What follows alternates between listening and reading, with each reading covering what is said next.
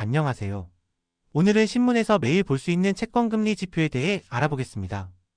여러분은 경제면을 펼치면 국고채 3년물 금리 3.2% 상승 같은 표현을 본 적 있으시죠? 이런 숫자들이 도대체 무엇을 의미하는지, 우리 생활과 어떤 관련이 있는지 함께 배워봅시다. 채권금리는 경제의 체온계라고 불릴 만큼 중요한 지표입니다. 먼저 채권이 무엇인지부터 알아야 합니다. 채권은 정부나 기업이 돈이 필요할 때 발행하는 일종의 차용증서입니다. 예를 들어 정부가 도로를 건설하려면 큰 돈이 필요하겠죠.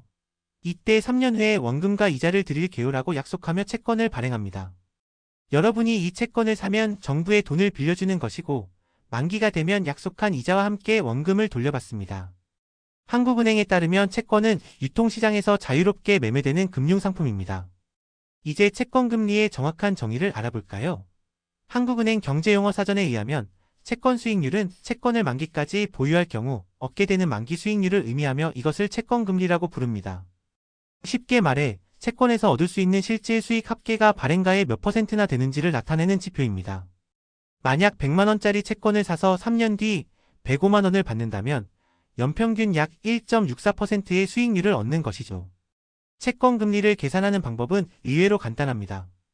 KDI 경제교육센터에 따르면 채권을 매수했을 때 예상되는 수익을 해당 채권을 산 가격으로 나눈 값이 바로 채권금리입니다.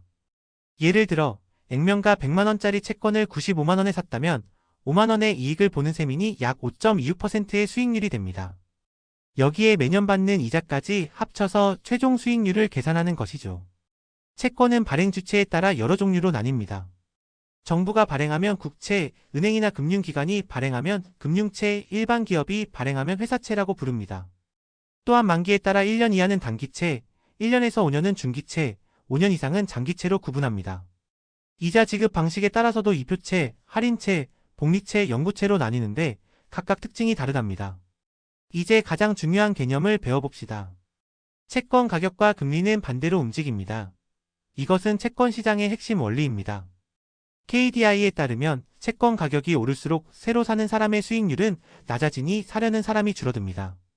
반대로 채권 가격이 떨어지면 수익률이 높아지니 사려는 사람이 늘어납니다. 마치 시소처럼 한쪽이 오르면 다른 쪽은 내려가는 관계죠. 구체적인 예를 들어볼까요? 액면가 100만원, 연 3% 이자를 주는 채권이 있다고 가정합시다. 시중금리가 올라 5%가 되면 어떻게 될까요? 사람들은 왜 3% 주는 채권을 사? 다른 곳에서 5% 받을 수 있는데 라고 생각합니다. 그래서 이 채권을 사려는 사람이 줄고 채권 가격이 95만원, 90만원으로 떨어집니다. 가격이 떨어지면 실제 수익률은 올라가 결국 시중금리와 비슷해지는 것이죠. 반대 상황도 생각해 봅시다. 시중금리가 1%로 떨어지면 연 3%를 주는 채권은 매우 매력적입니다. 많은 사람이 이 채권을 사려고 하니까 가격이 105만원, 110만원으로 올라갑니다. 가격이 오르면 실제 수익률은 낮아지지만 여전히 시중금리보다는 높기 때문에 거래가 이루어집니다. 이렇게 채권 시장에서는 수요와 공급에 따라 가격과 금리가 끊임없이 조정됩니다. 신문에서 가장 자주 보는 지표가 바로 국고채 3년물 금리입니다. 기획재정부에 따르면 이것은 한국 정부가 발행한 채권 중 만기 3년짜리로 가장 활발하게 거래되는 대표적인 채권입니다. 2026년 1월 현재 국고채 3년물 금리는 약 3.0% 수준입니다. 이 금리는 한국 채권 시장의 기준 금리로 활용되며 많은 금융상품의 기준이 됩니다. 또 하나 중요한 지표는 국고채 10년물 금리입니다. 이 나라 지표에 의하면 2026년 1월 13일 한국 10년물 국채 수익률은 3.41%로 전일 대비 0.02%포인트 상승했습니다. 지난 1년간 0.58%포인트나 올랐죠. 10년물은 장기 금리를 대표하며 주택담보대출 금리나 기업의 장기 투자 결정에 큰 영향을 미칩니다. 실제로 1월 19일에는 3.565%까지 올라 2024년 5월 이후 최고치를 기록했습니다. 해외에서는 미 국채 10년물 금리가 가장 중요합니다. KDI에 따르면 미 국채 10년물 금리는 전 세계 금융시장 상품의 금리 기준이 됩니다. 여러분의 신용카드 이자율, 대출 금리도 결국 이 금리를 따라가게 됩니다. 미국 경제가 세계 경제의 중심이기 때문에 미 국채 금리가 오르면 전 세계 금리가 함께 오르는 경향이 있습니다. 채권 금리는 왜 오르내릴까요? 첫 번째 이유는 중앙은행의 기준금리 정책입니다. 한국은행은 2026년 첫 번째 통화정책에서 기준금리를 2.5%로 동결했습니다. 기준금리가 오르면 시중금리도 따라 오르고 채권금리도 상승합니다. 2024년 10월 이후 누적 100bp 인하 후 현재 완화 사이클이 끝난 것으로 보입니다. 두 번째 이유는 경제 상황입니다. 경기가 좋아지면 기업들이 돈을 더 빌리려 하고 사람들도 소비를 늘립니다. 돈에 대한 수요가 많아지면 금리가 오릅니다. 반대로 경기가 나빠지면 중앙은행이 금리를 내려 경제를 살리려 하죠. 인플레이션도 중요한 요인입니다. 물가가 오르면 돈의 가치가 떨어지니까 투자자들은 더 높은 금리를 요구하게 됩니다. 세 번째는 투자자들의 심리입니다. 채권 금리는 투자자들이 경제를 어떻게 전망하는지를 보여주는 지표입니다. 경제가 불안하면 안전자산인 국채로 돈이 몰리면서 채권 가격이 오르고 금리는 내립니다.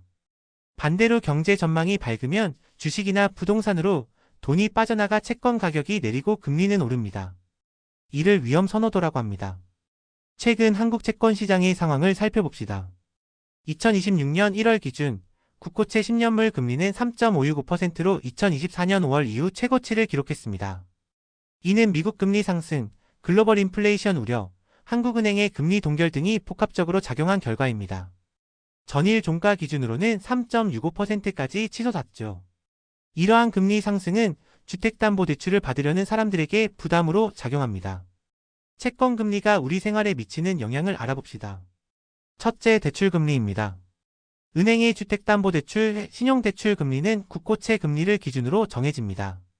국고채 3년물 금리가 3%라면 은행은 여기에 1%에서 2%를 더해 4%에서 5%로 대출금리를 책정합니다. 따라서 채권금리가 오르면 대출이자 부담이 커집니다. 둘째, 예금금리와 저축상품입니다. 채권금리가 오르면 은행도 예금금리를 올립니다. 그래야 고객들이 돈을 맡기니까요. 현재 3%대 채권금리 시대에는 정기예금도 3% 중반의 금리를 받을 수 있습니다. 셋째, 부동산 시장입니다. 금리가 오르면 대출 부담이 커져 집값 상승이 둔화됩니다. 넷째, 주식시장입니다. 금리가 오르면 채권 투자가 매력적이 되어 주식에서 돈이 빠져나갈 수 있습니다. 채권 금리를 보는 방법을 정리해 봅시다. 신문 경제면이나 포털 사이트 증권 섹션에서 매일 확인할 수 있습니다. 국고채 3년물, 10년물, 미 국채 10년물이 핵심 지표입니다. 금리가 오르는 추세라면 대출은 서두르고 예금은 장기로 묶는 것이 유리합니다. 금리가 내리는 추세라면 변동금리 대출이 유리하고 채권 투자를 고려할 만합니다. 한국은행 홈페이지에서는 국채 전문 유통시장의 일별 수익률 추이를 제공합니다. 퀴즈를 풀어봅시다. 문제. 국고채 10년물 금리가 3%에서 4%로 상승했습니다. 이미 보유 중인 채권의 가격은 어떻게 될까요? 정답은 하락합니다. 금리가 오르면 기존 채권의 매력이 떨어지니까 가격이 내려가는 것이죠. 채권 가격과 금리는 반대로 움직인다는 것 꼭 기억하세요. 오늘 배운 내용을 요약하겠습니다. 채권 금리는 정부나 기업이 발행한 차용증서에서 얻는 수익률입니다. 가격과 금리는 반대로 움직이며 국고채 3년물과 10년물이 한국의 기준금리입니다. 2026년 1월 현재 10년물 금리는 3.5%대로 높은 수준이며 이는 대출금리, 예금금리, 부동산, 주식시장 모두에 영향을 미칩니다. 매일 신문의 채권금리를 체크하며 경제 흐름을 읽어보세요. 여러분도 이제 경제 전문가입니다.